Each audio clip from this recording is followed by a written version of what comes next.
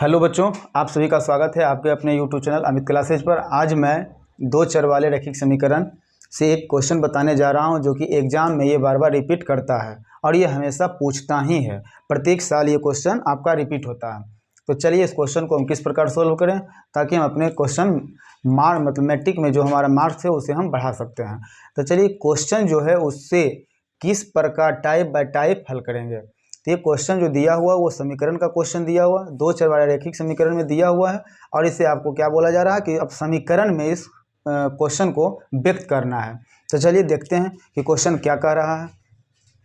तो सबसे पहले क्वेश्चन आपका बोल रहा है कि 2 केजी सेब, कितना केजी सेब? 2 केजी सेब और 1 केजी अंगूर की कीमत किसी दिन 160 रुपया पाया गया है। तो देखिए, किसी दिन मार्केट आप गए और आप सेब और अंगूर खरीदे हैं, तो दोनों मिलाकर 2 केजी सेब और 1 केजी अंगूर की कीमत दोनों को मिलाकर आपको कितना रुपया लगा? 160 रुपया लगा। किसी दिन गए होंगे। उसके बाद बोला जा रहा है कि 1 महीने के बाद, जब आप मार्केट 1 महीने के बाद जाते हैं, कितने दिन के बाद जाते हैं? तो 1 महीने के बाद जाते हैं, तो उसमें क्या होता है, भाव में उतार चढ़ाव आती है। तो देखिए 1 महीने के बाद जब हम गए तो ये 4 केजी सेब और 2 केजी अंगूर, 4 केजी सेब और 2 केजी अंगूर जब हम खरीदे तो दुकानदार को हम 300 रुपया पे किए। कितना रुपया पे किए? 300 रुपया। तो आप इस समीकरण के द्वारा व्यक्त करें। तो इसे आप क्या करना है? समीकरण के द्वारा व्यक्त करना है। तो चलिए देखते हैं कि इसमें क्या करना है। तो पहले आपको क्या मान लेना है, ना तो ये दिया हुआ अंगूर की कीमत और ना ही दिया हुआ सेब की कीमत। तो आपको अपने मन से कुछ ना कुछ वैल्यू मानना होगा। तो चलिए हम मानते हैं। तो इसमें मान लेना है कि माना कि 1 केजी आपका पहले सेब दिया हुआ है, तो सेब ही मान लेते हैं कि माना कि 1 केजी सेब की कीमत x रुपया है। कितना रुपया है बाबू? x रुपया। माना कि 1 केजी सेब की कीमत x रुपया है। उसके बाद एक आपका और दिया हुआ अंगूर भी दिया हुआ है। तो इसमें मान लेना है कि माना कि 1 केजी अंगूर की कीमत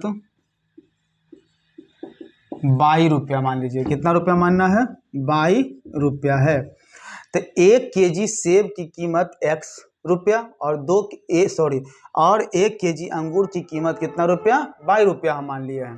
तो चलिए क्वेश्चन पर आते हैं। फर्स्ट स्टेप में आपका ये बोला जा रहा है कि 2 केजी सेब और 1 केजी अंगूर की कीमत कुल कितना है? 160 रुपया है। कितना है? 160 रुपया है।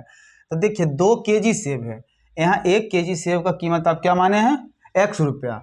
तो 2 केजी सेब का मूल्य कितना हो जाएगा? तो 2 गुना x हो जाएगा। 1 केजी का x तो 2 केजी का 2x हो जाएगा। उसके बाद 1 केजी अंगूर बोल रहा है, तो यहाँ आप माने 1 केजी अंगूर की कीमत कितना? 22 रुपया। तो 1 केजी लेना भी हमें 1 केजी है, तो 1 केजी को हम 22 से गुना कर देंगे, तो 22 गुना 1 करेंगे तो आपका 1 केजी का मूल्य निकल जाएगा। और जब हम जोड़ते हैं इसे, तो जोड़ने के बाद 2 केजी सेब और 1 केजी अंगूर जब लेते हैं तो दोनों को जब हम जोड़ देते हैं तो इसका मूल्य टोटल कितना हो जाता है? 160 रुपया हो जाता है। कितना हो जाता है? 160 रुपया। तो देखिए 2 को x में गुना करेंगे, मल्टीप्लाई करेंगे 2x प्लस 22 को 1 में मल्टीप्लाई करेंगे तो 22, 1 का वैल्यू समाप्त, मतलब 1 लिखाता नहीं है। तो 2x प्लस 22 बराबर आपका हो जाएगा 160। ये समीकरण आपका क्या हो गया? फर्स्ट हो गया। ये समीकरण आपका क्या हो गया? फर्स्ट।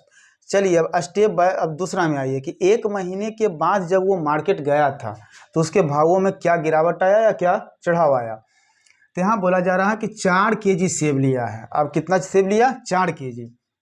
तो हम माने थे 1 केजी सेब की कीमत कितना रुपया? x रुपया। तो 4 केजी का तो 4 गुना x रुपया हो जाएगा। 1 केजी की सेब का कीमत x रुपया, तो 4 केजी का 4 गुना x प्लस उसके बाद बोल रहा है कि 2 केजी अंगूर, तो 1 केजी अंगूर की कीमत 22 रुपया, तो 2 केजी अंगूर की कीमत 2 गुना 22 हो जाएगा। और जब ये लेते हैं 4 केजी सेब लेते हैं और 2 केजी अंगूर लेते हैं तो टोटल मूल्य इसका कितना हो जाता है?